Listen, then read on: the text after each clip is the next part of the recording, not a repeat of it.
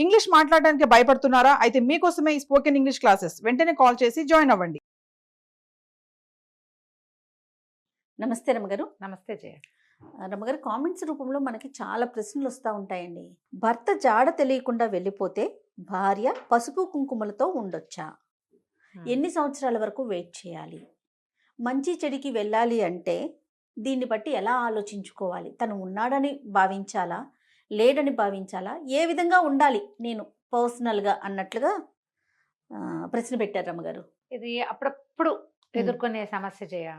కానీ ఈ కాలం ఎలాంటి కాలము? వివాహానికి విలువ లేదు. సెకండ్ మ్యారేజెస్ చాలా సహజంగా డివోర్స్ అవుతున్నాయి, లేకపోతే విడో మ్యారేజెస్, ఇవన్నీ మనకి చాలా సహజంగానే జరిగిపోతుంది. తర్వాత రెండోది, భర్తలు గతించిన బొట్టు పెట్టుకోకపోవటము అలాంటివి లేవు. ఏదో కుంకుమ ధరించడం, కుంకుమ కాకపోతే స్టిక్కర్ పెట్టుకుంటాం. ఇదివరకట్లాగా కుంకుమ ధరించడం ఇప్పుడు లేదు కదా. ఏదో స్టిక్కర్, మొహం మీద బొట్టు అయితే పెట్టుకుంటున్నారు. కళ్ళకాంతులు లేనట్టుగా ఉంటారు, ఉద్యోగాలు చేస్తున్నారు, వ్యాపారాలు చేస్తున్నారు, పెద్ద పెద్ద చోట్లకు వెళ్తారు. బోసు మొహాలతో వెళ్ళకుండా బొట్టు పుట్టుక నుంచి వచ్చింది కదా, భర్తకి బొట్టుకి సంబంధం లేదని పెద్ద పెద్ద ప్రవచనకర్తలు పెద్దవాళ్ళు కూడా చెప్తూనే ఉన్నారు. ఎవరెవరి విజ్ఞత, అవకాశం, వాళ్ళ ఆలోచన విధానం అదే తప్పిస్తే పెద్దగా సోషల్గా ఇలాగే చేయాలి అన్న సామాజిక నియమాల వ్యవహారం ఇప్పుడు తగ్గిపోయిందనే చెప్పాలి.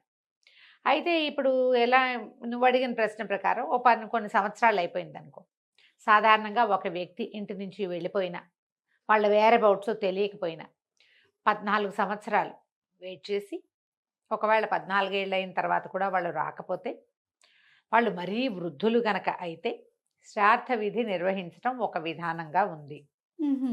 వాళ్ళ వేరబౌట్స్ తెలియదు, ఎక్కడైనా చనిపోయారేమో తెలియదు. చనిపోయాక ఒకవేళ గనక చనిపోయి ఉంటుంటే వాళ్ళకేం జరగనట్టు కదా, ఏం జరగలేదు. ఇది ఎప్పుడు చేస్తారు? ఏదో చిన్నపిల్లలు ఇంట్లో నుంచి వెళ్ళిపోయినప్పుడు, యంగ్ ఏజ్లో, ఇలా ఒక 30, 40 వెళ్ళిపోతే కాదు, 70 తర్వాత వెళ్ళిపోయారనుకో, వీళ్ళకి కాలావసానం అయిపోయే అవకాశం ఉంది. ఈ లోపల కొడుకులు కూడా పెద్దవాళ్ళు అవుతారు, మా నాన్నకి ఏం చేయలేదని బాధగా ఉంటుంది. అలాంటప్పుడు నారాయణ బలి అలాంటివి ప్రత్యేకమైన విధానాలు కొన్ని ఉన్నాయి.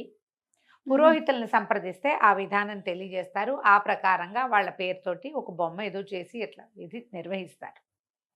వేరే ఇప్పుడు మనం స్త్రీల దగ్గరికి వస్తే, వీళ్ళు నిత్య సుమంగళుగా ఉండొచ్చమ్మా, మీ ఆయన లేడు అంటే లేడు, ఇక్కడ లేడు, ఎక్కడో ఉండే ఉంటాడు అని నమ్మికతోటి ఉంటే వాళ్ళని ప్రశ్నించక్కర్లేదేమోనని అనిపిస్తుంది. శాస్త్రం ఏం చెప్పింది అంటే, ఏం చెప్పింది, భర్తలు వాళ్ళు ఎక్కడో చోట వాళ్ళ మరణ వార్త తెలియనంత వరకు జీవించి ఉన్నట్లే. మరణం తెలిసిందనుకో ఎక్కడి నుంచి అయినా ఇంకా చేసేదేం లేదు. అవును. ఇక అప్పుడు సుమంగళిత్వాన్ని కొంచెం కాస్త బొట్టు పెట్టుకున్నా పెట్టుకోకపోయినా భర్త వల్ల ఏర్పడిన సుమంగళి చిహ్నాలు ఉన్నాయి కదా, వాటిని తీసేయటమే మంచిది. శుభమో అశుభమో, ఇప్పుడు ఇంట్లోనే ఆవిడ పిల్లల పెళ్ళిళ్ళే, ఆవిడ మనవల్ల ఏవైనా అయితే తల్లే ప్రథమ గురువు, ఆవిడే మనం చూసేది. అక్షింతలు తల్లితో వేయించుకోవచ్చు, మా నాన్న లేడు కాబట్టి మా అమ్మతో అక్షింతలు వేయించుకోము అంటారమ్మా ఎవరైనా లోకంలో? లేదు కదా, అలా జరగదు కదా. ఎక్కడైనా శుభాశుభాలు మీ సమాజం మీతోటి ఉండేటట్టయితే మీకేం భయం లేదమ్మా, దానికి ఏం ప్రశ్నించక్కర్లా, అసలు అడగాల్సిన పని కూడా లేదు. మీ ఆయన ఎక్కడున్నాడు, ఏం చేస్తున్నాడు.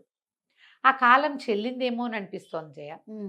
ఒకవేళ వృద్ధాప్యంలో వారి ఇంట్లో నుంచి వెళ్ళి 14 సంవత్సరాలు, 12 నుంచి 12 దాటాకే ఇక మొదలు ఆలోచిస్తారు, చేసేస్తారు.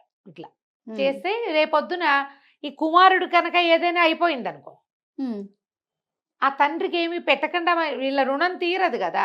అందుకని ఇలా చేసుకోవచ్చని పెద్దవాళ్ళు చెప్తారమ్మా. ఇది ఈ కాలానికి అంతగా యాప్ట్ క్వశ్చన్ కాదేమోనని నా ఉద్దేశం. మారుతున్న కాలాన్ని బట్టి మనం కూడా ముందుకు వెళ్ళటమే. ఒకవేళ శ్రాద్ధ విధులు అవి నిర్వహించే వాళ్ళు లేరు, నిర్వహించే అవకాశం లేదు, వాళ్ళు ఒప్పుకోలేదు, పిల్లలు ఒప్పుకోలేదంటే, మీకే అనుమానంగా ఉంటే సుమంగళి చిహ్నాలు తీసి పక్కకు పెట్టేసేయచ్చు. 14, 15 సంవత్సరాలు అయిపోతే కనుక మీకు చెయ్యాలని లేదనుకోండి, మీ మనసు అనుమానం లేదు, ఎక్కడో ఉండే ఉంటాడు, అలా ఏమి జరగదు, హాయిగా ఉండండి భగవంతుడిని నమ్ముకుని. అంతే. మీ సమాజం అంతా మిమ్మల్ని యాక్సెప్ట్ చేస్తే ప్రాబ్లమే లేదు. వాళ్ళు ఎవరో అన్నారు చిన్నబుచ్చుకోదు, అక్కడికి వెళ్ళకండి, అంతే. సులువులో పోతుంది కదా, అంతేగా, ఏం పర్వాలేదు. ఇప్పుడు ఒకళ్ళు నాకు గుర్తుండి ఇలా క్రియలన్నీ చేసేసాక తిరిగి వచ్చిన సూచనలు కూడా కొన్ని చోట్ల కనపడినాయితే, తిరిగి వచ్చిన ఏమంటారు సంఘటనలు, దాఖలాలు కూడా కొన్ని ఉన్నాయి. తిరిగి వచ్చిన అయిపోయింది అనుకున్నారా? అంతే కదా అంతా అయిపోయింది లేరు ఇంకా అని వీళ్ళు చేసేసుకుంటే అయ్యారు.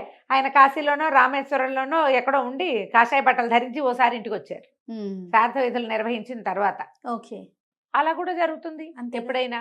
కుర్రాళ్ళు చిన్నపిల్లలు ఆడపిల్లలు ఇంట్లో నుంచి వెళ్ళిపోయిన వాళ్ళు 30 ఏళ్ల తర్వాత 40 ఏళ్ల తర్వాత వెనక్కి వచ్చిన వాళ్ళు కోకొల్లలు. ఇప్పుడు మనం భర్త సుమంగళి చిహ్నాలు ఈ రెండింటినీ కలుపుకుంటున్నాం. అవి కదా విషయం. అవును. మీకు ఏ భయం లేదు అనుమానం లేదు అంటే భగవంతుని నమ్ముకుని హాయిగా మీరు ఎలా ఉంటున్నారో అలాగే మీ జీవితం ముందుకు తీసుకెళ్ళండి అమ్మా. వార్త తెలియనంత వరకు ఏ తప్పు లేదు. ఓకే రమ్య గారు, నమస్తే. నమస్తే జయ.